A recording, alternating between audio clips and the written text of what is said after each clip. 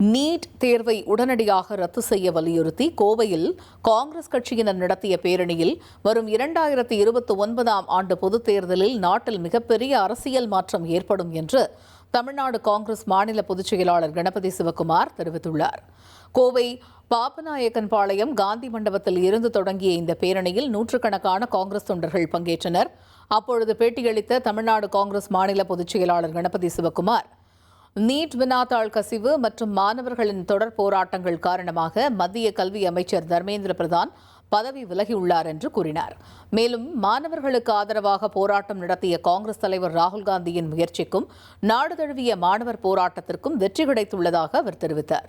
கடந்த 12 ஆண்டுகால பாஜக ஆட்சியில் கல்வியில் பாசிச கொள்கைகளை புகுத்தியதால் அரசு வீழ்ச்சியை சந்தித்து வருகிறது என்றும், நாடு முழுவதும் மாணவர்கள் நடத்திய எழுச்சிமிக்க போராட்டம் வெற்றி பெற்றுள்ளதாகவும், இந்த மாற்றம் வரும் 2029 பொதுத் தேர்தலில் மிகப்பெரிய அரசியல் திருப்பத்தை ஏற்படுத்தும் என்றும் அவர் கூறினார். இந்திய அரசியலில் மிகப்பெரிய ஒரு மாற்றத்தை மாணவர்களும் இளைஞரும் ஏற்படுத்தி இருக்கிறார்கள். மத்திய மோடி அரசு பார்த்தீங்கன்னா கிட்டத்தட்ட ஒரு 12 ஆண்டு காலத்தில் இன்னைக்கு மிகப்பெரிய ஒரு பணிவை இறக்கும் முகத்தை மத்திய மோடி அரசுக்கு ஏற்பட்டிருக்கிறது. இந்த இறங்க முகம் பார்த்தீங்கன்னா மிகப்பெரிய ஒரு 2029 மாற்றத்தை மத்திய மோடி அரசுக்கு ஏற்படும்.